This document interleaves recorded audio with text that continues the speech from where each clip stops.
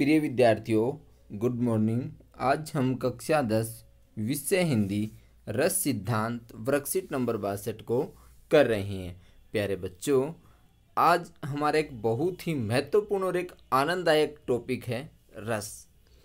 इस रस को हमें पढ़ना नहीं है, पढ़ते हुए अनुभव करना है। इसका ये चीज़ें याद करने की नहीं है, ये अनुभव करने की है।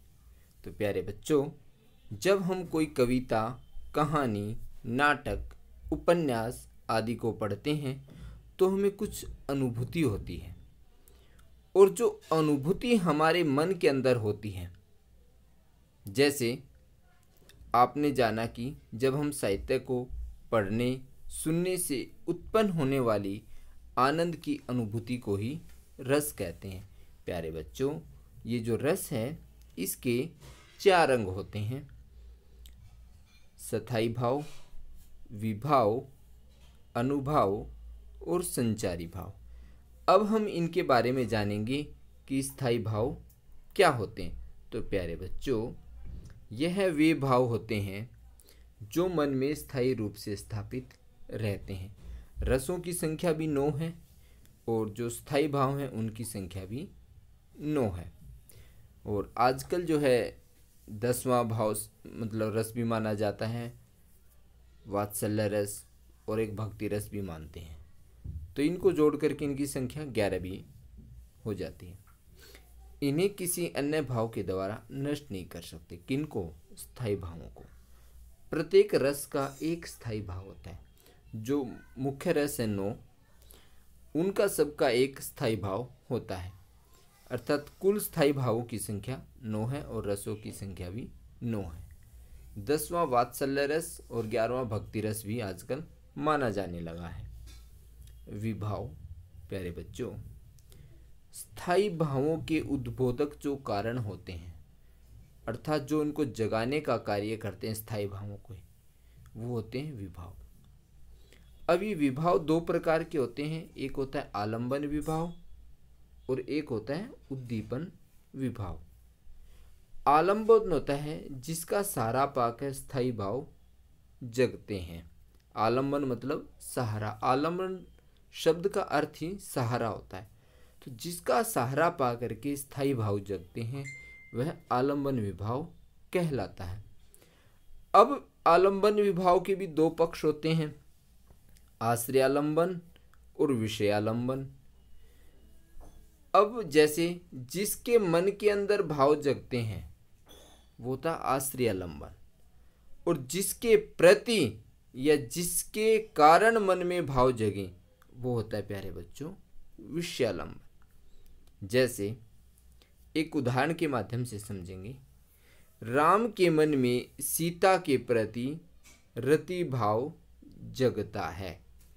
अब हम इस उदाहरण में समझेंगे कि राम क्या हुआ? राम हुआ आश्रय और सीता हुई विषय। क्योंकि भाव किसके मन में जगे? राम के मन में। और किसके प्रति जगे? सीता के प्रति। तो जिसके मन में भाव जगते हैं वो होता आश्रयालंबन, और जिसके प्रति भाव जगते हैं वो होता है विषयालंबन। समझ गए होंगे आप। अब आगे ये हमारा हुआ आलंबन विभाव।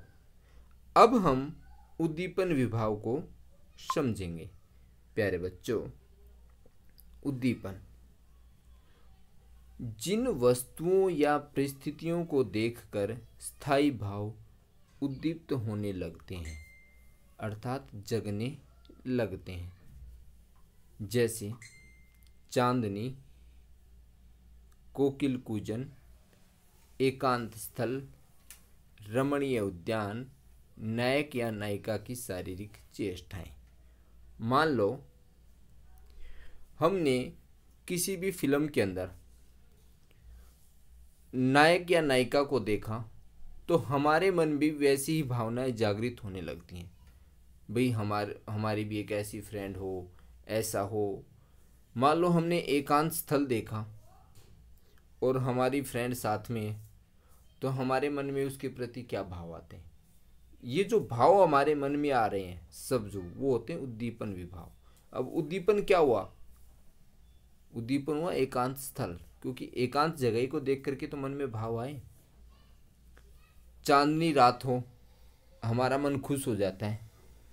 अब मन खुश होने का कारण भाव क्या रहा, उद्दीपन किसने किया मन में, चांदनी ने किया। तो ये जो चांदनी है, कोकिल कूजन है, एकांत स्थल है, रमणीय सुंदर सा बाग देख लें, दो दोस्त साथ में जा रहे हो, एक लड़का एक लड़की। अब रमणीय उद्यान को देख के उनके मन के अंदर क्या भाव आएंगे, भाई सुंदर जगह है, चलो यहीं बैठ जाते हैं, हंसते हैं, बोलते हैं, मजाक करते हैं। तो ये सब उद्दीपन किसके कारण जगा, रमणीय उद्यान के कारण ही तो जगा। अब शमशान घाट में जाके थे भाव पैदा होंगे नहीं। तो प्यारे बच्चों, जिन वस्तु या परिस्थिति को देख करके स्थायी भाव उद्दीप्त होने लगते हैं वो होते हैं उद्दीपन विभाव। भाई एकांत जगह देखी तो मन में प्यार करने का मन करने लग गया, रमणीय उद्यान देखा तो चलो थोड़ी देर बैठ जाते हैं। तो स्थायी भाव जगने का कारण क्या बने, रमणीय उद्यान, एकांत स्थल, ठीक है ना, कोकिल कूजन, चांदनी रात, यही तो हमारे अंदर स्थायी भावों को उद्दीप्त करते हैं। तो उद्दीप्त होने की परिस्थिति जो पैदा कर रहे हैं वो उद्दीपन विभाव कहलाते हैं। तो प्यारे बच्चों, आशा करता हूँ आप इसको समझ गए होंगे। अब हम इसके अभ्यास के प्रश्न करेंगे। रस किसे कहा गया है। प्यारे बच्चों, जब हम काव्य साहित्य को पढ़ते हैं, सुनते हैं, उस समय हमारे हृदय में जो अनुभूति होती है उसे रस कहते हैं। प्यारे बच्चों, अब हमारा प्रश्न नंबर 2 है, रस के 4 अंग कौन कौन से होते हैं। तो स्थायी भाव, विभाव, अनुभाव और संचारी भाव। प्यारे बच्चों, स्थायी भावों की संख्या कितनी है, तो स्थायी भावों की संख्या 9 भी है और रसों की संख्या भी 9 ही है। भक्ति रस और वात्सल्य रस को यदि हम मानते हैं तो रसों की संख्या 11 हो जाती है। विभाव किसे कहा गया है, यह कितने प्रकार का होता है। प्यारे बच्चों, स्थायी भाव के उद्बोधक जो कारण को हम विभाव कहते हैं यह 2 प्रकार का होता है, आलंबन विभाव और उद्दीपन विभाव। जैसे हमने राम और सीता के उदाहरण से समझा था, राम उसमें आलंबन विभाव था और अब प्यारे बच्चों आगे, आश्रय और विषय से आप क्या समझते हैं। जिसके मन में भाव जगे वह आश्रय कहलाता है, जिसके प्रति या जिसके कारण भाव जगे वह विषय कहलाता है। अब गतिविधि है, रस के बारे में जानकारी एकत्रित करके उसके बारे में बातचीत की। तो प्यारे बच्चों, आपको जानकारी एकत्रित करनी है, उसके बारे में बातचीत करनी है, ये आप खुद करके देखें। आशा करता हूँ आप इस वर्कशीट को समझ गए होंगे। धन्यवाद।